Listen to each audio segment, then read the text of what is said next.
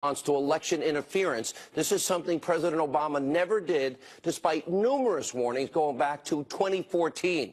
An explosive new report. The Hill's John Solomon is here about James Comey's incompetence and warnings he ignored. We're going to cover all of that and so much more. An important breaking news hour coming up on Hannity. All right, so many major new developments, new information tonight because of a mountain of irrefutable evidence. Pressure is building at this hour for the Attorney General of the United States, Jeff Sessions, to now appoint a second special counsel. Now, Senators Chuck Grassley, Lindsey Graham, along with Senators John Cornyn and Tom Tillis, they are now joining the chorus that are demanding that Sessions now finally take action so real crimes that we know are committed can now be investigated. Take a look. The FBI and the Department of Justice were corrupt, in my view, when it came to handling the email investigation of Clinton, and the entire FISA warrant application process was abused. Chances that you get a special counsel in addition to what's already there? I will be shocked if somebody doesn't see the inherent conflict in the Department of Justice regarding investigating itself. High probability. I'm going to use as much leverage as I can, and I think I have a lot to get the job done. And sources telling us tonight that there is a very high probability that Sessions, in fact, will act and that he will appoint a second special counsel. This will be a huge victory for all of you, the American people. It is why we have been calling for a second special counsel for over a year. Now, this investigation is now reaching a new level, and we're told there will be new explosive developments unfolding in coming days. In a letter to the AG, Jeff Sessions, and Deputy AG Rod Rosenstein, well, Senator Grassley and Graham, they explain exactly why a second special counsel is in fact needed. These scandals directly implicate key members of the FBI and the Department of Justice. So it makes it impossible for those organizations to investigate themselves. Now, key sections of the Grassley-Graham criminal referral against the fake news dossier author, Christopher Steele, now tonight they are unredacted. And Grassley and Graham rightly are asking the DOJ to investigate Christopher Steele for lying to the FBI about his contacts with the media. Remember, Steele was shopping the fake news dossier around to everybody in the mainstream media, all these outlets like the New York Times, Washington Post, Yahoo News, fake news, CNN. Oh, and by the way, Steele is a foreign actor in bed with phony Russian sources. Even he didn't believe what he printed in the dossier. I thought that was supposed to be bad for America, criminal even, that in fact Steele would be working as a non-foreign actor with Russians to influence an American election. Did he ever register with the U.S. government?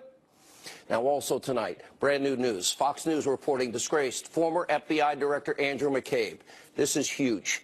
Is now begging top DOJ officials, remember, he's a former deputy director of the FBI, that he not be fired because starting Sunday, he would begin to get his lucrative government pension. He's set to retire on Sunday, but he's likely going to be fired tomorrow.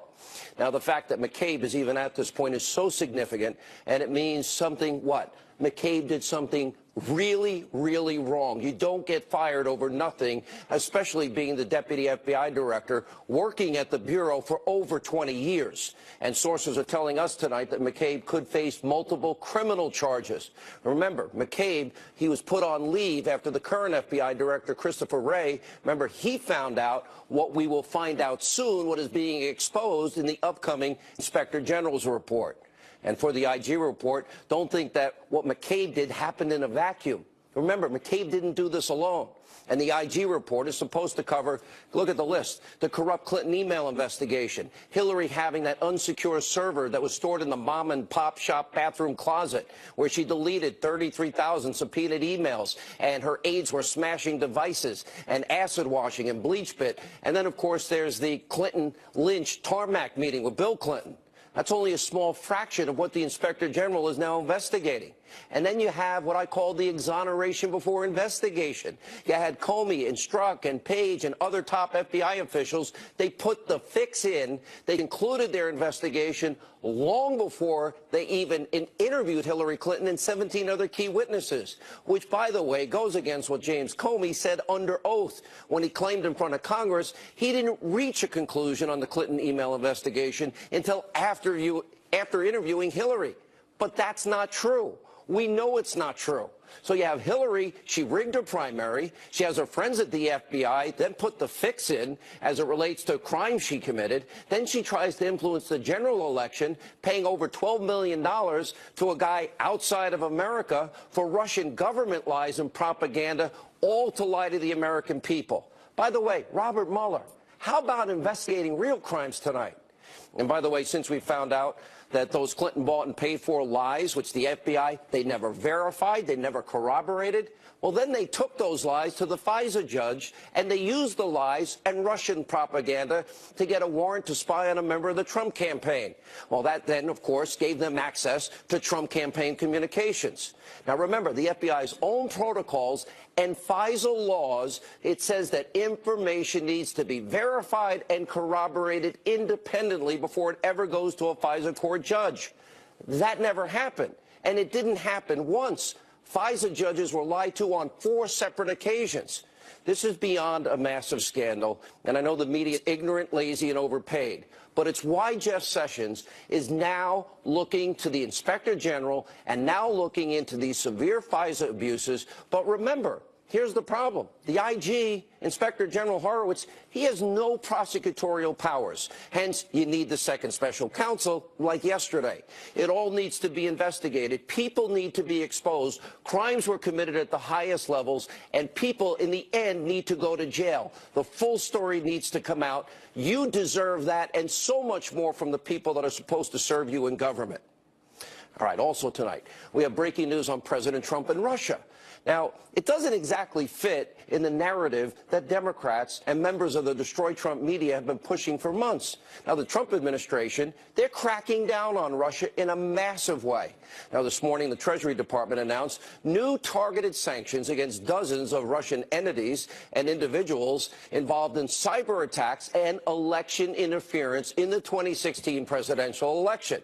And that's not all. President Trump, he's joining leaders from Germany and France and the United Kingdom in a joint statement condemning the Putin regime for brutally poisoning a former double agent and his daughter last week in England. Now, the pair remain alive, but they're in critical condition in a British hospital. Now, this all comes months after President Trump introduced his administration's first sanctions against Russia, meant to punish the Putin regime for its actions in Crimea. Well, that happened during the Obama years, as well as other human rights violations.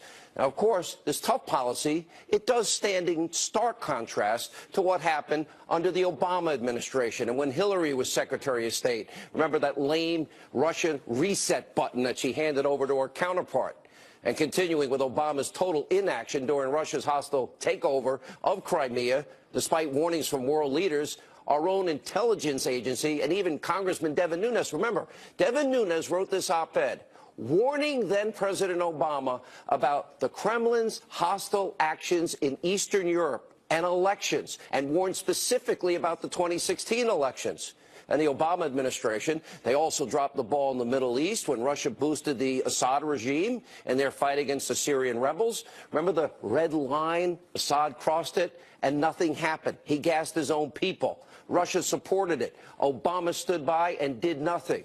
And the Obama administration wasn't any better on Russian election interference. According to experts, a brand new book, Michael Isikoff, former National Security Advisor Susan Rice, he issues a, quote, a stand-down order to officials developing an aggressive response to Putin's meddling. Now, remember, when President Obama told then-candidate Trump, do you remember this? Stop whining. You know, no serious person thinks that our elections could ever be influenced by hacking. Come on, stop being a whiner. Take a look. There is no serious person out there who would suggest somehow that you could even rig America's elections, in part because they're so decentralized and the numbers of votes involved. There's no evidence that that has happened in the past, or that there are instances in which that will happen this time. And so I'd advise Mr. Trump to stop whining and go try to make his case to get votes.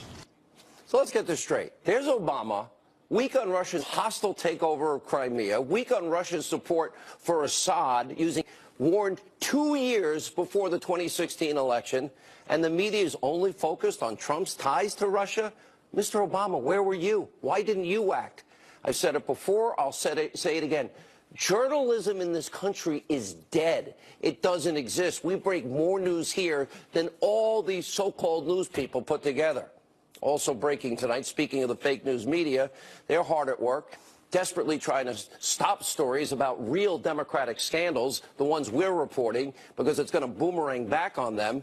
For over a year, the deceitful, fake news media in this country has been flat out lying to you, the American people, day by day, hour by hour.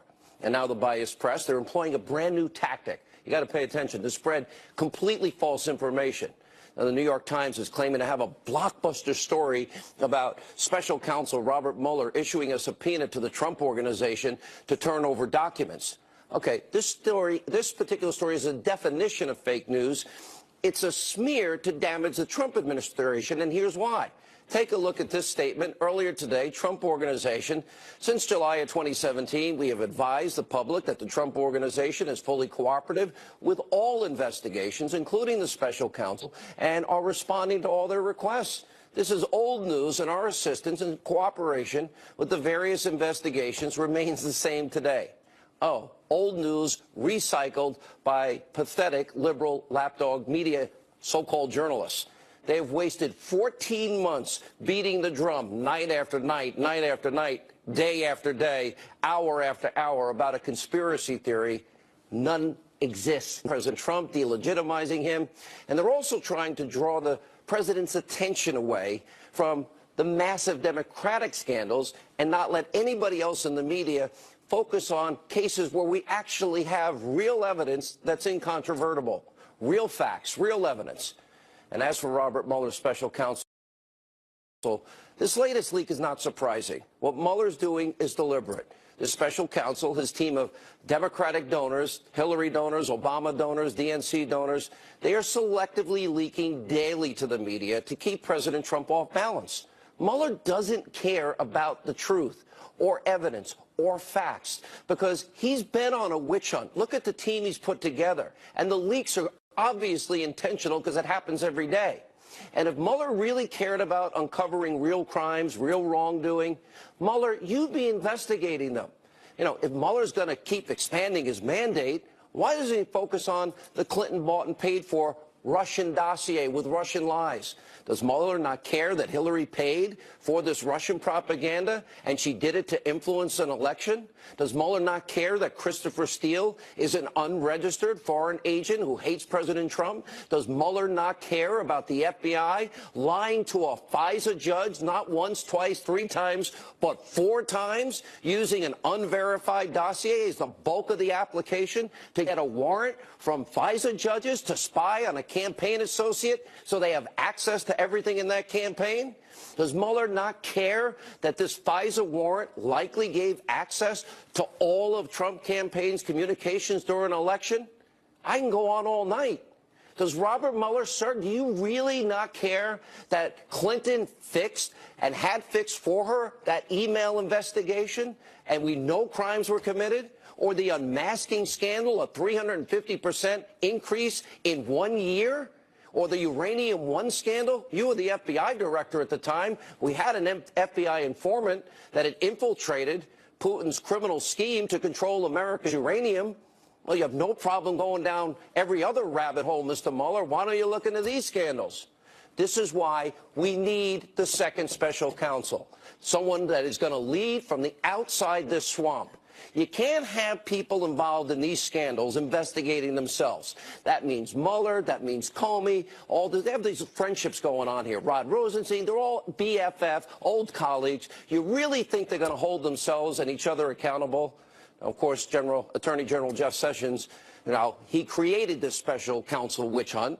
Now he needs to fix it.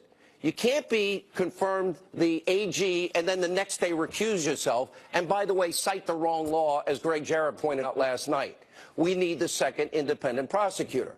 Now, Sessions knew he was going to recuse himself. He never should have accepted the job as Attorney General. Look at the chaos that as a result of all of this. Here's a key fact. Greg Jarrett pointed this out. This is where we cite. Sessions cited the wrong law as the justification for recusing himself. He's the Attorney General. So the burden of all of this that is dragging this country down falls squarely on Jeff Sessions' shoulders. Tonight, Mr. Attorney General, do your job and fix the mess you created. And also tonight, another damning report about James Comey's incompetence and his highly questionable conduct leading the FBI. Friend John Solomon reporting that the longtime head of the FBI Telecommunications Surveillance Unit is saying that he warned James Comey about how that particular spy program was dangerously ineffective in catching terrorists. Comey never tried to fix it. That's like Obama was warned about Russian collusion and influence on our elections and did nothing and laughed at the idea. Here's what the retired special agent told John Solomon. Take a look.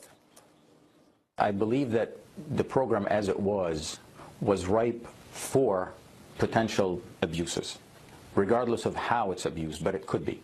And frankly, I see what's been happening in the last year and a half, and that just proves the point that this program could be abused and that it would not be used for the purposes that it was intended for.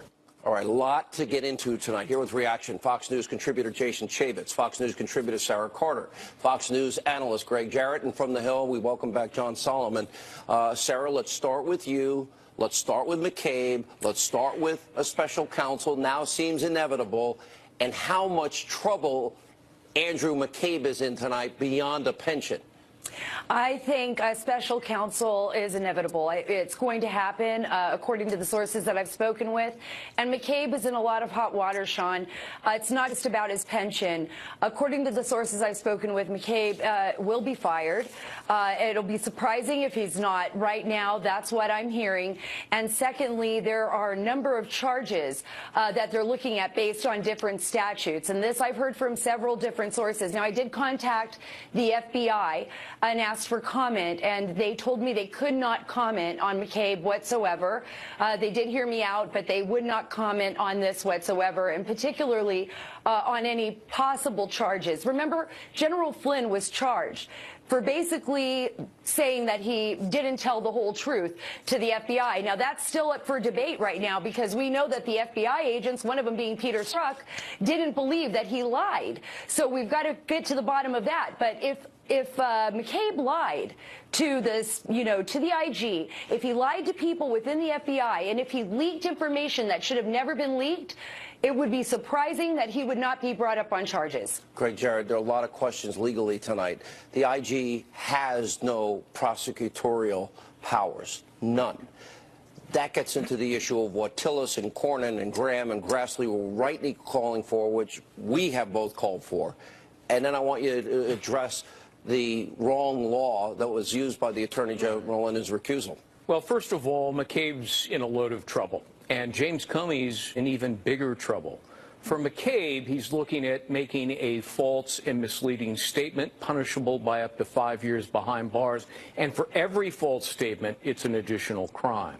Second, obstruction of justice. It follows along the same line. If he's not telling the truth in an investigation, he's obstructing it. That's obstruction of justice. And for every time he does it, it's yet another crime.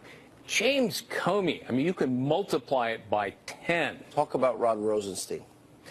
Rod Rosenstein, if he well knew that this dossier was unverified and uncorroborated, and yet he signed off on it, then he's committed one of at least 6, if not all 6, felony statutes.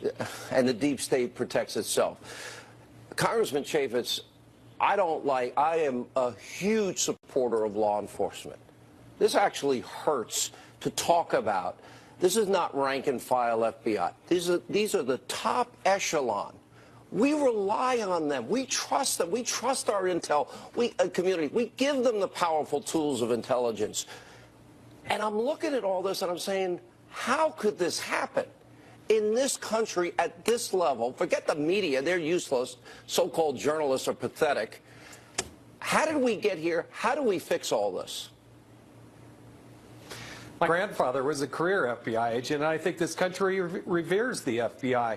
But you're going to have to make sure that justice and that Lady Liberty who has that blindfold doesn't take a little peek and say, oh, you know, it's Clinton, so we're going to go easy on her and those around him. The best way to restore the confidence of the American people is to make sure that those, even in the highest positions of power, are held accountable, and that is to go after them and go to a grand jury and go before and prosecute these people if they believe that there's been a crime. And there's plenty of evidence that that has absolutely happened. All right, John Solomon, we're not keeping you out of the discussion. I'm just trying to go in chronological order here. Forgive me. This is an important night with a lot of news. But you have now interviewed the FBI supervisor who warned Comey that the warrantless surveillance program was ineffective, also being abused. Is that true? He said it was clearly able to be abused, and that was deeply concerning to him. But more importantly, it was invading Americans' privacies every day without catching any terrorists. He said in 13 years, he did an audit. In 13 years, the FBI only made one potential disruption of a terrorism case. And by the way, from using this program. And by the way, they had also found the information through traditional. So we're spying on Americans by the tens of thousands of leads they looked at in this program, and they only got one terrorism thing. And this is the program. Section 215 would be the program if you were building a case in 2016 against the Trump administration or the Trump campaign to try to prove collusion, you would use this power to try to find the connecting of the dots. This is the exact power that could have been abused in the middle of the Russia investigation or any of the other many investigations that have occurred over the last 13 years. And we're not hearing this from an outsider. We're hearing it from the man who ran the program. He's like warned like Obama. But, you know, you and Sarah also broke the story, John, about the unprecedented amount of unmaskings that have taken place. 350%, if my recollection is right, increase during the Obama years. Yeah, you're exactly right. And this is the program that produces the evidence that then people can go and say, please unmask that for me. This is one of the most powerful programs that we've given the FBI. And for a long time, James Comey and the FBI knew it was not catching any terrorists. It was invading people's privacy. It was ripe for abuse. And he did nothing. And I think that ought to be, I'm sure members of Congress, I talked to several tonight, I'm pretty sure members of Congress are going to dig deep into this revelation.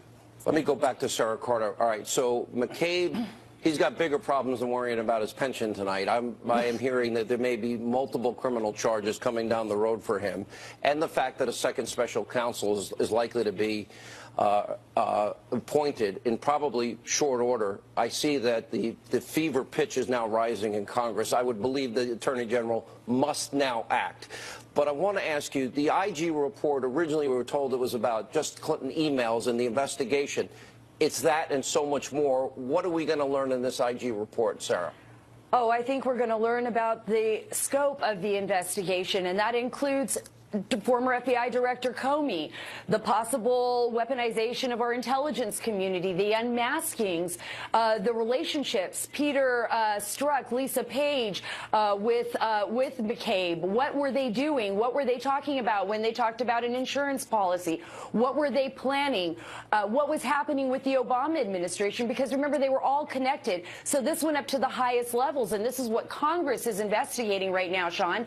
This IG report is not based on just McCabe or one small instance. These will be multiple reports issued by Michael Horowitz on his investigation. He has had 1.2 million documents. That is what he has had access to, and interviews with current and former FBI agents. This is going to be a massive investigation, and a special counsel will work with him if one's appointed. We're running out of time, Greg. There would have been no special counsel looking into Donald Trump and Russian collusion but for Jeff Sessions' mistaken recusal. He relied on a particular code of federal regulations. Criminal investigation or prosecution. Right. That It wasn't the a standard. criminal investigation or prosecution when he recused himself. It was, according to James Comey, a counterintelligence probe, so Sessions didn't have to recuse himself. He either doesn't understand the law or he was snookered by Obama holdovers at the DOJ. How much pressure do your sources in Congress, are they saying, putting pressure on the Attorney General now to have 4 senators, like they came out tonight as strongly as they did, and they're even now wanting a criminal referral on Christopher Steele, Congressman? Absolutely. You got 4 pivotal senators. You got Trey Gowdy and John Radcliffe in the House. You've had Jim Jordan and Mark Meadows for months and months calling for this. It absolutely should happen. If you can dovetail it directly with what the Inspector General is doing so that they have the prosecutorial power, it absolutely should happen. It should happen 2 months ago. All right, John Solomon, I know we got your breaking news, but you have been covering this almost from the get-go as well. Let's get you get the final word tonight, sir.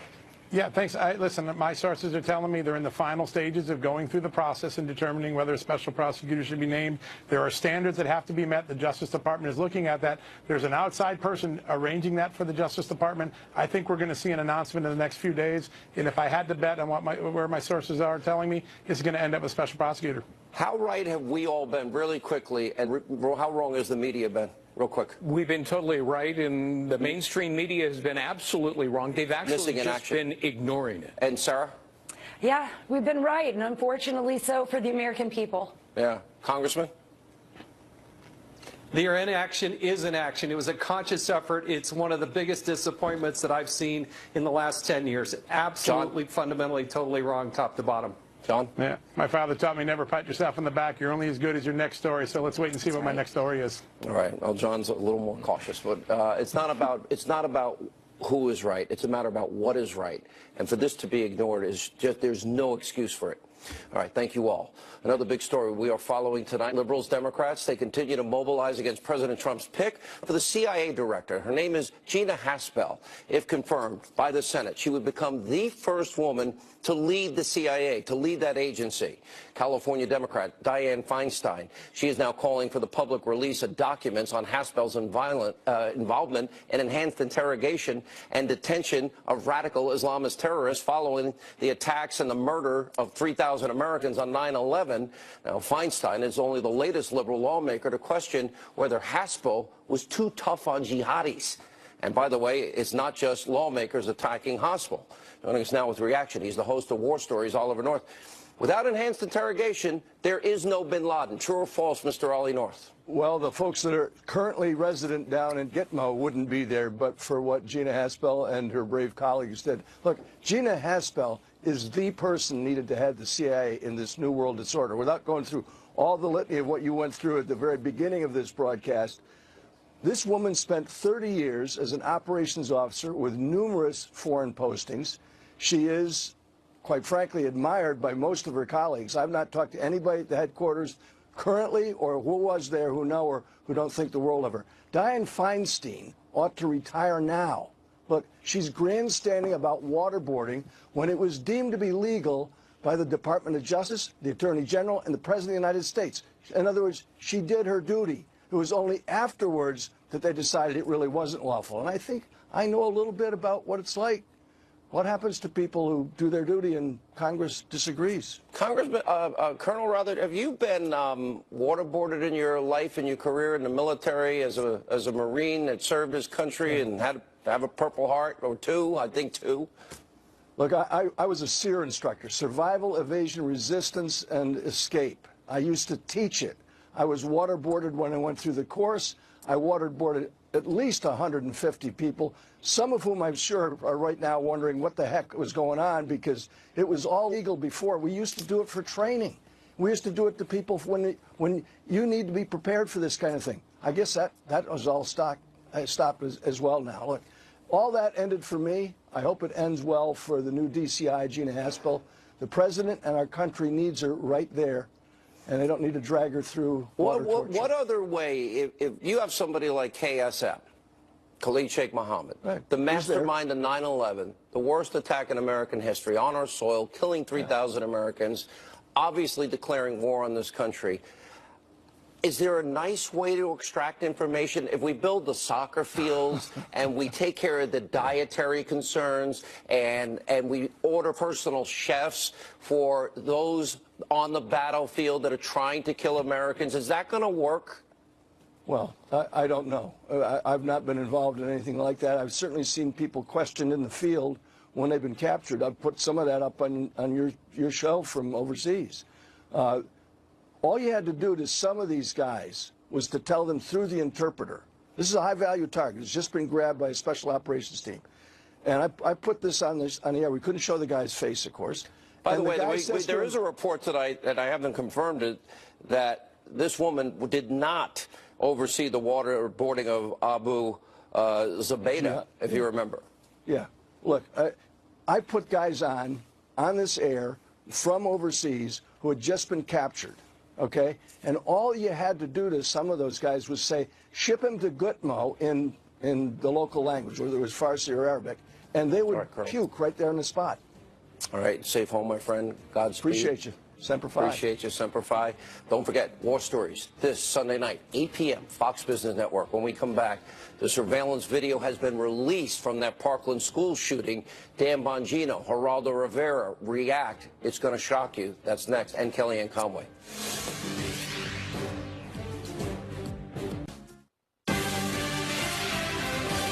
All right, breaking news from Parkland, Florida. Earlier today, exterior surveillance footage from the Stoneman Douglas High School shooting has now been released, showing the immediate actions, or should I say inaction, of disgraced former Broward County Deputy Scott Peterson. We have to warn you, what you are about to see is going to make your blood boil.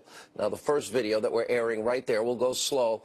It shows what appears to be the start of this terrible shooting. At one point, you can actually see the person communicating on his radio and then ultimately jumping on a golf cart, driving down a corridor, presumably toward the sound of gunfire. And as you can see in this clip, minutes later, well, Peterson is outside looking at the building, utilizing his radio, and then taking up a position, as you can see, outside of the school, behind a concrete wall. Now, we're going to analyze that footage in a moment, but first, we have more fallout from the nationwide anti-gun school walkouts that took place yesterday. Remember in D.C., Democratic lawmakers called for common sense gun restrictions, and they showed up at this protest, Bernie Sanders, with armed security. That includes Bernie walking through the crowd. Look at Bernie. Oh, yeah, there he's flanked by multiple armed police officers. Don't our children deserve the same?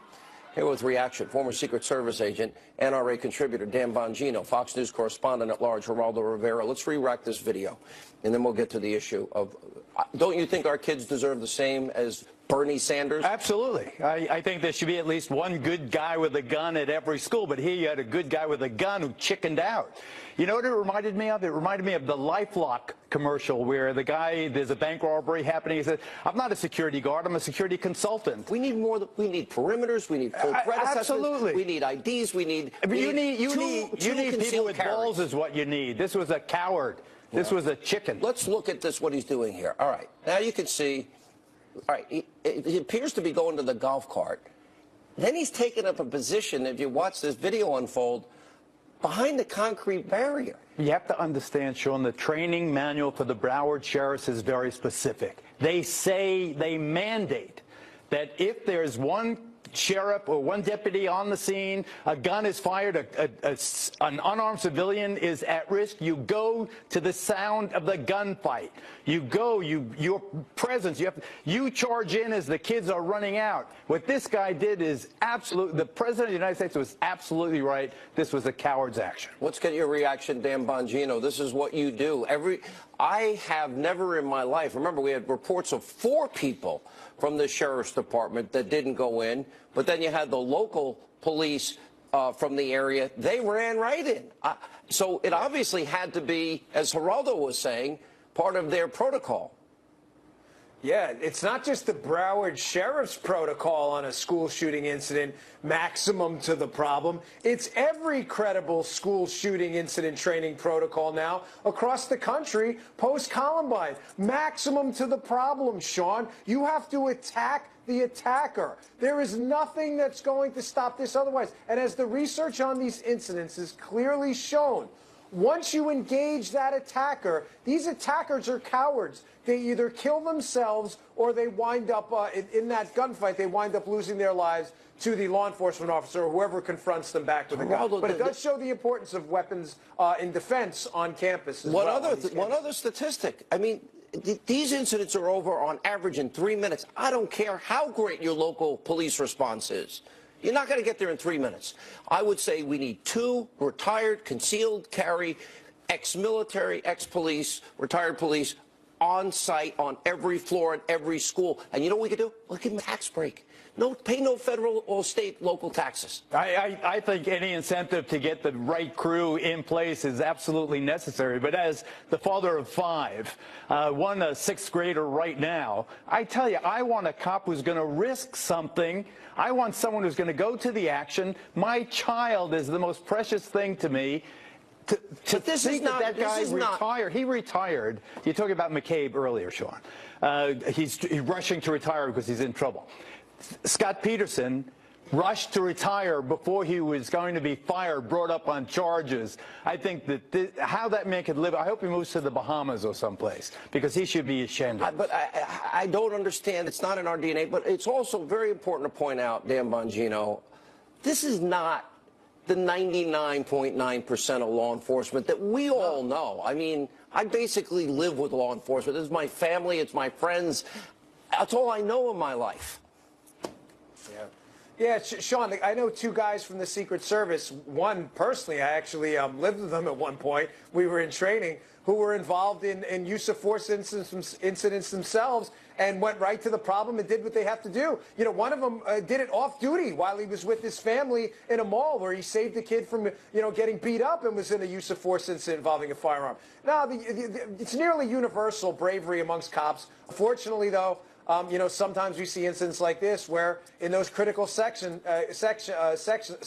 you make the wrong call and this guy's going to live with it forever. Let's go into all this breaking news. Special counsel, McCabe, you dealt with it. We'll give you the last minute. Well, I think, Sean, that, again, you have led the way. You have dragged the American media to a point now where people recognize that there are 2 sides to this story and that this obscene obsession with the president's collusion illusion, these collusionistas, I call them, has overlooked half of what's going on. There's a whole backstory. McCabe is central to it. Was he indeed a leaker?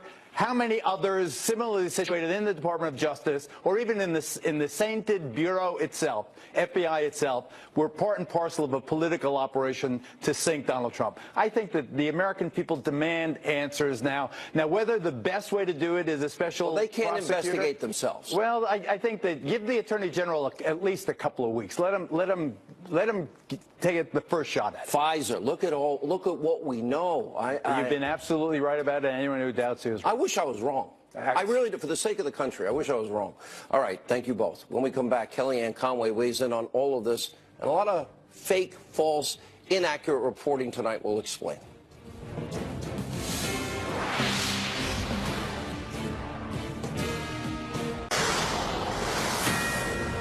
All right, as we continue a Fox News alert, there is rampant speculation tonight that there is an imminent departure of H.R. McMaster. I have sources in the White House telling me no such thing is imminent at all in any way.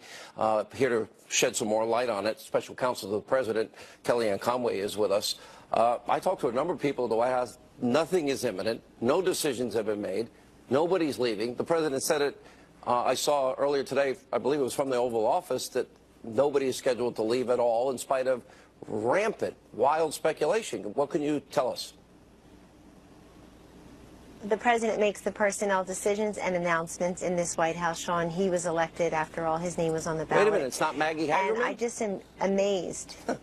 Well, first of all, no, it's no other journalist. But it is, the rampant speculation itself is a story because it's so incredible to me that the media writ large, and it's filled with people who are trying to get the story, but it's filled with lots of people trying to get the president also. They won't cover policy. They cover personnel. They won't cover principle. They cover palace intrigue, and they keep on recycling rumors and stories constantly that have no basis. In fact, I think they figure, hey, if a stop clock is at least right twice a day, eventually I'll get this right. So if I predict a whole year in advance, so-and-so is on thin ice, so-and-so is going to go, and they do a year later, I could just recycle those clips where people said the president has full confidence in X, and 6 months, a year later, it changes.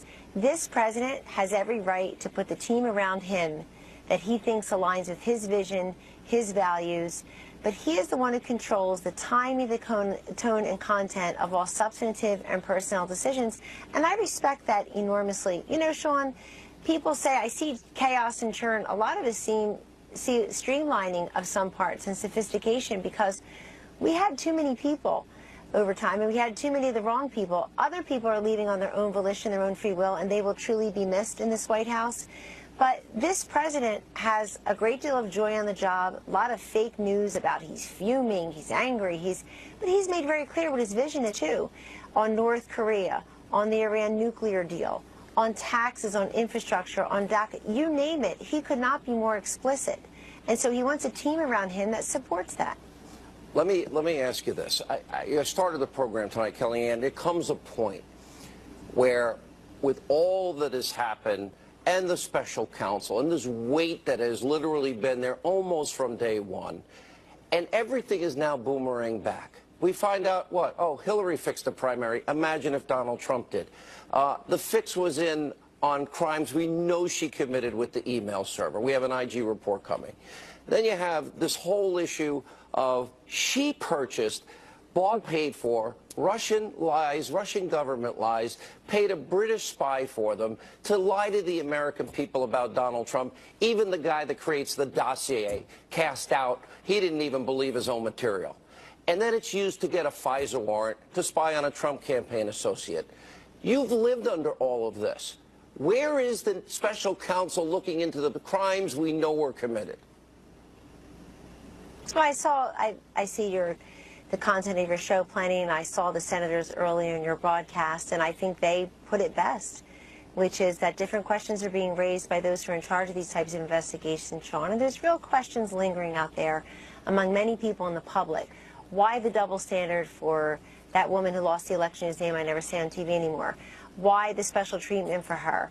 And I think what America saw this week is a great reminder as to why they rejected her and elected him.